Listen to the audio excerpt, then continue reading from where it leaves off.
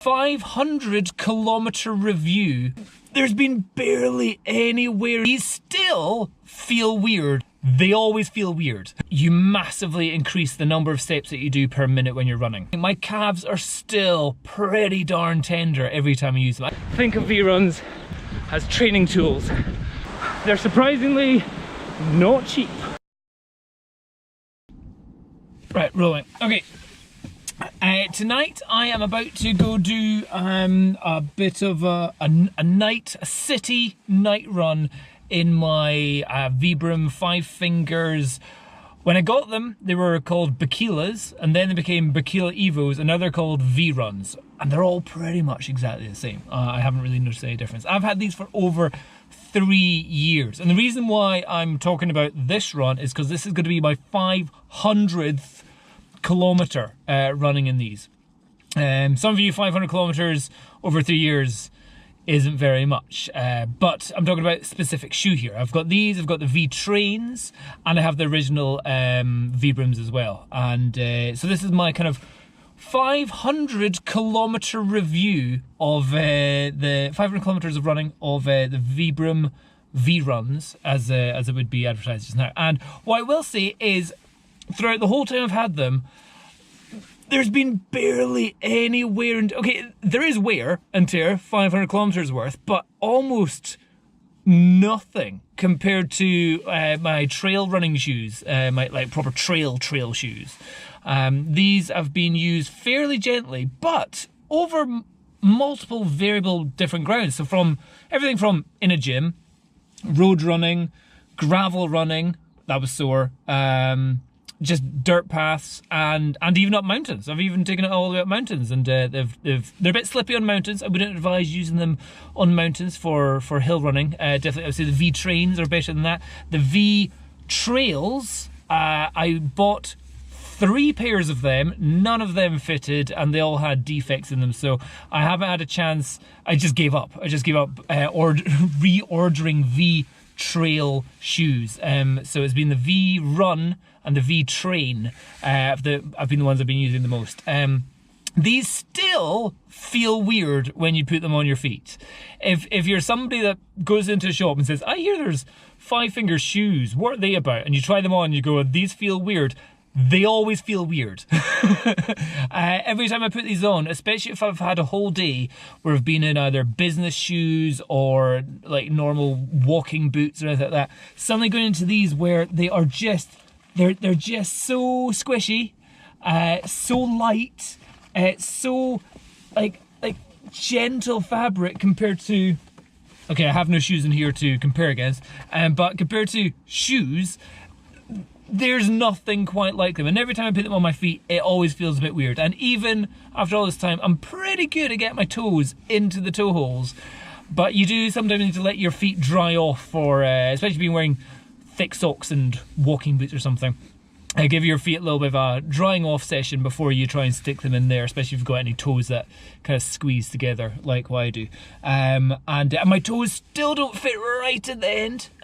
There's still a wee bit of a gap there, but so yeah, they still feel weird, but they do feel super light. 500 kilometers isn't a lot.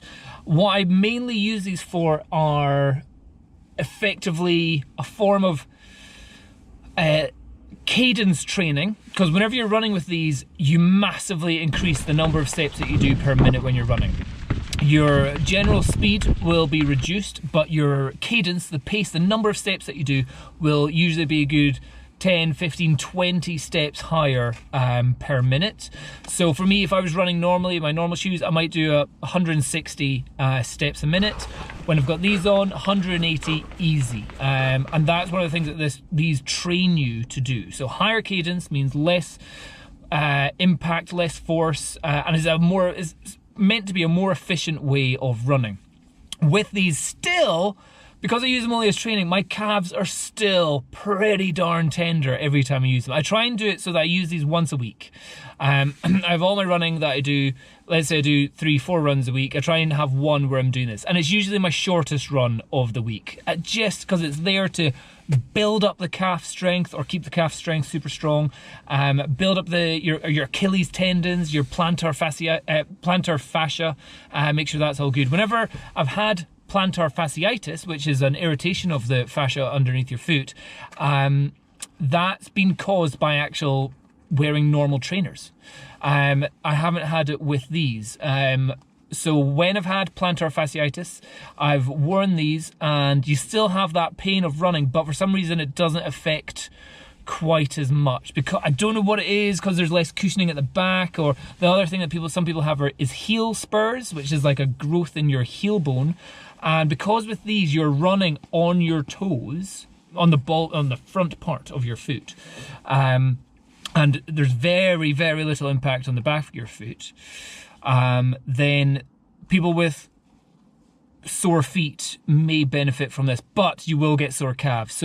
So when buying these, make sure you buy a foam roller or one of those like rolling pin things to really roll out your calf muscles afterwards. So anyway, I'm going to put these on. I'm going for, it's sunset time just now in Edinburgh. I'm just going to go for a quick run along the Water of Leith Canal, and I'll get some action shots of this. Might be a bit dark in a minute, but yeah, celebrating my 500th kilometre in my V-trains. No, what are they? V-runs.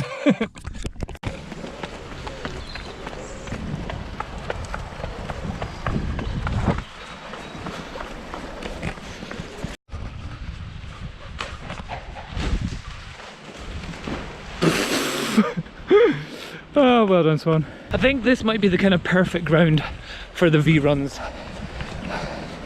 Like, nice path, not very many stones on it, almost no stones at all, clear path, because you do still feel every stone underneath your feet whenever you use these. So all the birds having a fight. So yeah, you want to choose your paths carefully whenever you're using it.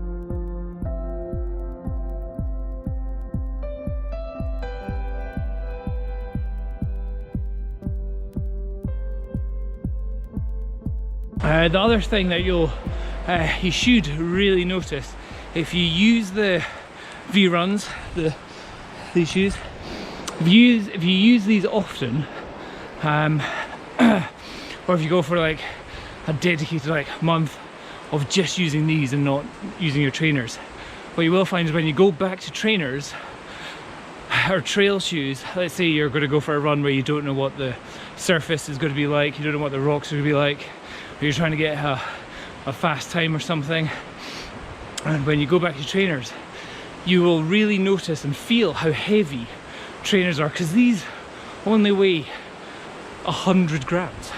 They are incredibly light, and when you go back to trainers you will feel a different, effectively a little bit different muscles being used, having to lift the weight of your trainer, especially over longer distances when you're doing 5-10 kilometers of running. The extra 200-300 grams of your trainers for the first 1,000 steps doesn't feel like anything, but when you're doing like a 5k or 10k, you will have different fatigue and different muscles whenever you go back to normal trainers. So for me, I like to use both, definitely, my V-runs and normal trainers, and mix it up.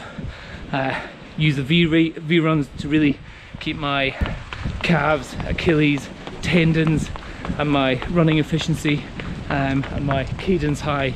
Keep that kind of bits going on in my head properly, you know, the cadence, making sure that's nice and fast, and trying to get that to transfer over to when I'm using trainers.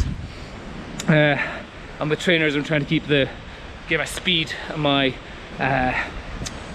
length of stride a wee bit higher, because when you're using these your stride is a lot shorter. But anyway, cobbles, not the best things to run on these, especially if they're wet cobbles. They can be a wee bit slippy, so I'm just choosing to walk on the cobbles. But as soon as the cobbles go and it gets back onto road, I'll get my speed back up again. Whew, right, let's...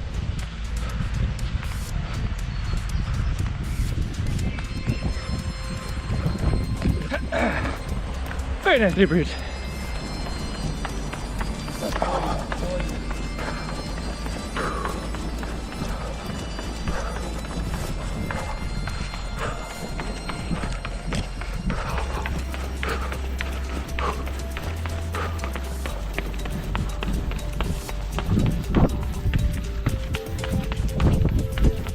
Two regular questions that you get are one, how often do you twist your ankle when you're running in these?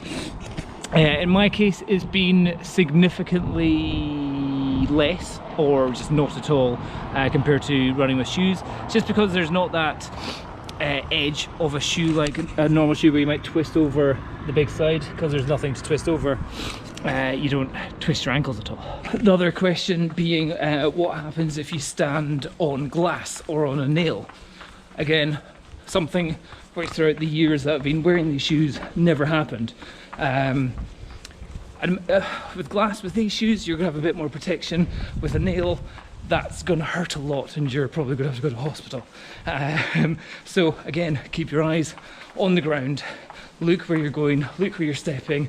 Look, it's like somebody would also ask, like, what happens when you stand in dog poo? Again, never happened, because I'm looking at the ground. I'm looking exactly where I'm going to put my feet.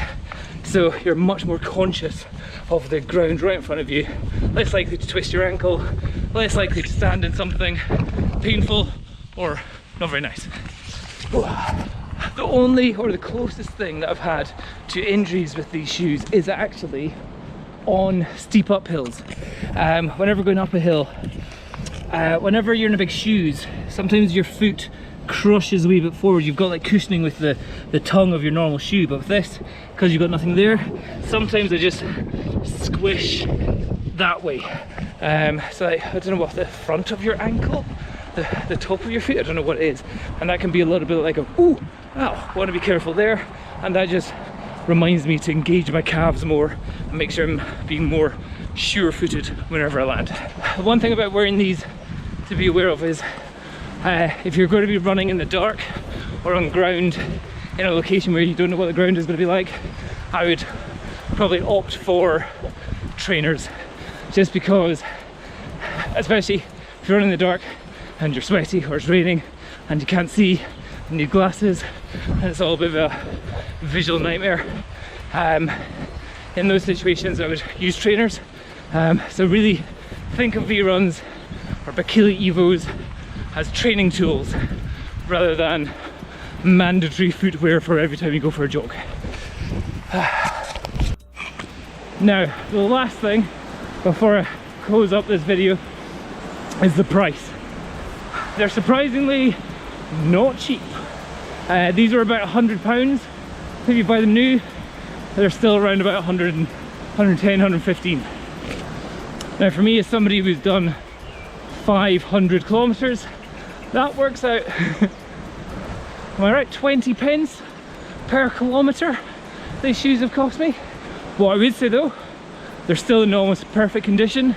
They're easy to wash. They go in the washing machine, no probs.